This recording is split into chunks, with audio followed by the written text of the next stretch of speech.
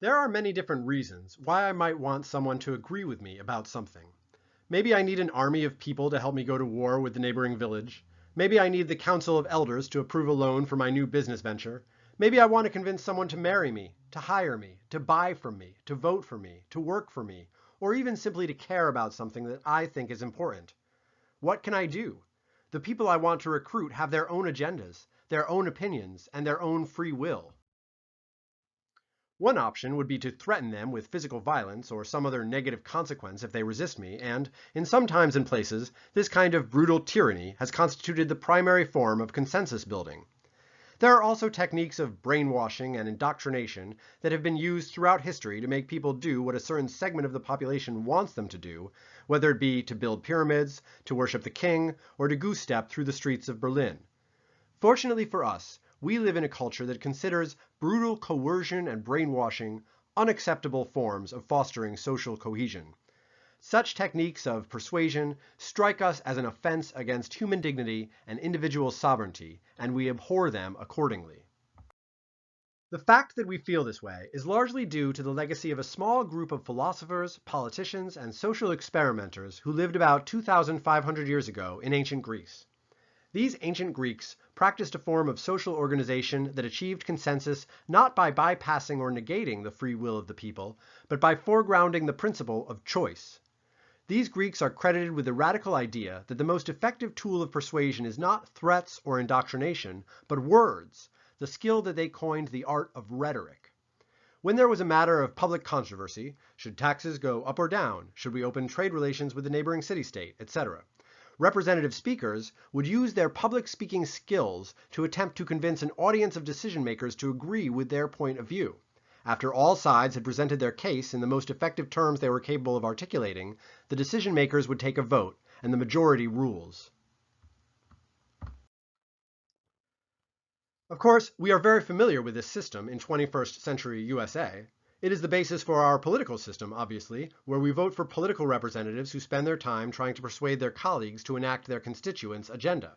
But it is also the basis of our legal system, where lawyers for the defense and prosecution attempt to convince a jury of a certain person's guilt or innocence. It is also a significant element of our economic system, in which competing companies use advertising to persuade consumers to purchase their products and services. More importantly, however, the idea that independently thinking individuals should make up their own minds based on the particular arguments that make sense to them is a basic part of how most of us think about the world. It is the hallmark of a free society. Given the importance of public speaking to the social life of the classical Greeks, it was natural that public speaking itself would become an object of study for the Greek philosophers who pioneered the development of democracy. One of the most famous of these philosophers was Aristotle, who wrote an important book, Rhetoric, in which he outlined his own observations about the art of effective public speaking. In one of history's most spectacular demonstrations of the power of writing to transcend its own time and place, Aristotle's Rhetoric was written around 350 BC. Then, long after the collapse of Athenian civilization, it survived by being circulated among Islamic scholars during the Middle Ages, and was then rediscovered by Europeans during the Renaissance, becoming one of the texts on which modern liberal democracy has been established. The Rhetoric is still considered the most significant single work on the act of public speaking and the art of persuasion. One influential observation that Aristotle made in ancient Greece, and which still applies wherever persuasion is taking place, is the idea that there are three basic modes of persuasion, techniques for getting someone to agree with you. While it is worth reading Aristotle's Rhetoric in full, you can find a link to the complete text on the online course materials, one particularly useful nugget of wisdom from this text is found in paragraph 1356a of chapter 2, book 1. Aristotle writes, "Of the modes of persuasion furnished by the spoken word, there are three kinds. The first kind depends on the personal character of the speaker, the second on putting the audience into a certain frame of mind, the third on the proof, or apparent proof, provided by the words of the speech itself." We have come to refer to these three kinds of persuasion by their Greek names as ethos, pathos, and logos, and they are invaluable tools for any practitioner of persuasive rhetoric. Ethos, as Aristotle explains, refers to the character of the speaker, and it is the most elemental component of any act of persuasion, although probably not the first one most people think of. The character of the speaker refers to such things as the speaker's credibility, professionalism, and punctiliousness. Imagine that you are on a jury in a murder trial. The lawyer for the defense sits at one table, and the lawyer for the prosecution sits at the other. Before either one starts talking, you notice that the lawyer for the prosecution is dressed in a nicely tailored suit with matching shoes. Her hair is carefully groomed, she is sitting upright in her chair, and her face is lively and alert. Then you look over at the lawyer responsible for defending the alleged murderer. He is dressed in a t-shirt, sweatpants, and flip-flops. His hair is a mess. He's slouching in his chair, and he looks tired, bored, and distracted.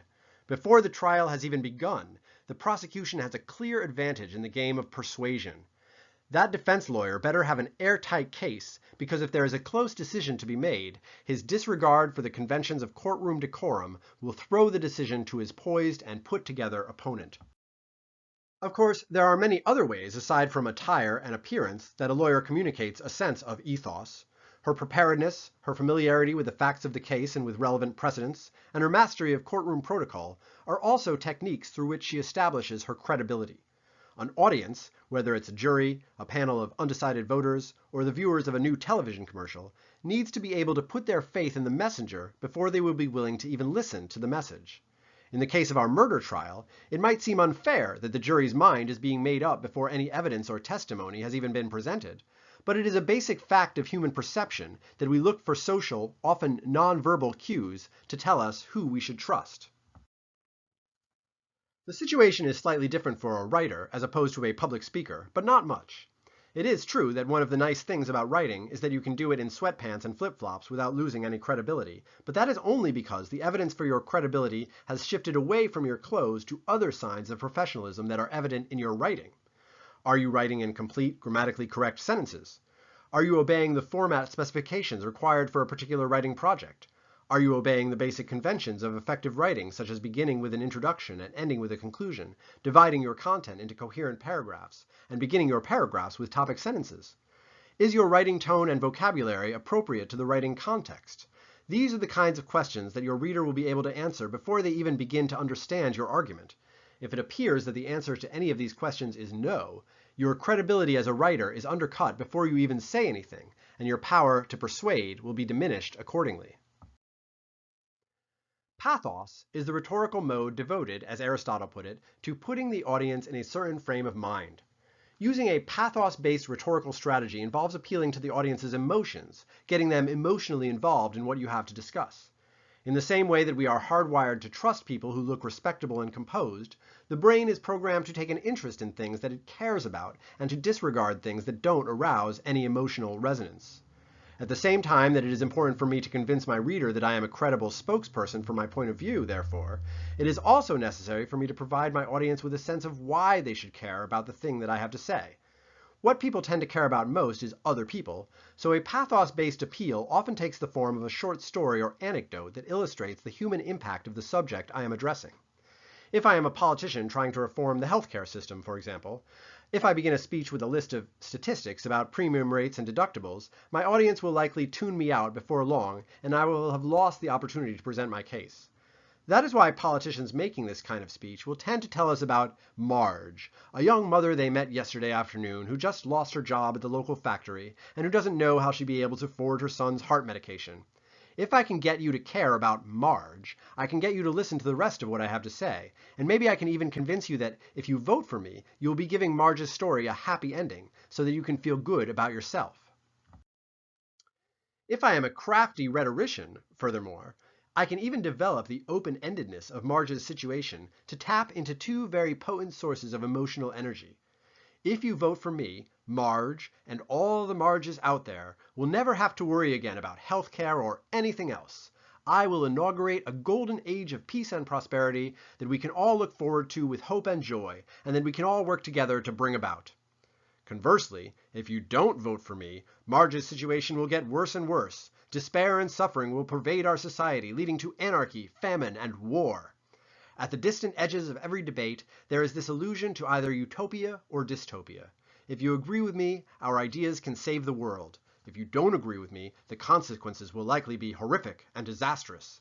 The future is the place where our hopes and dreams live, and it is also a place inhabited by our fears and nightmares. Relying too heavily on emotional manipulation is sometimes considered unethical. Speakers or writers who appeal to intense emotions are sometimes referred to as demagogues, propagandists, or even fascists. The perception that a rhetorician is becoming overly emotional can jeopardize the speaker's credibility, a factor which recalls the importance of ethos. Nevertheless, pathos can be used ethically and appropriately, and indeed, it is very rare that persuasion ever happens in the absence of some emotional appeal. Emotions play an important role in human decision-making, and the effective rhetorician acknowledges their value. With logos, the third rhetorical mode, we arrive at the persuasive technique that most people probably think of when they think about persuasion: logic, facts, argumentation, and evidence. Reasoning is the essence of classical rhetoric. While ethos and pathos are useful tools, responsible rhetoricians rely on logical proof to persuade an audience. Aristotle slyly qualifies his own description of logos with the observation that this proof may only be apparent, and indeed, it is important to keep in mind that language does not obey the same strict rules as geometry, in which logical statements can actually provide incontrovertible proofs of certain propositions. What a persuasive speaker or writer tries to do is not necessarily to prove their point of view decisively, but simply to assemble as many logical-sounding reasons as they can think of to create an overwhelming impression that their position is correct.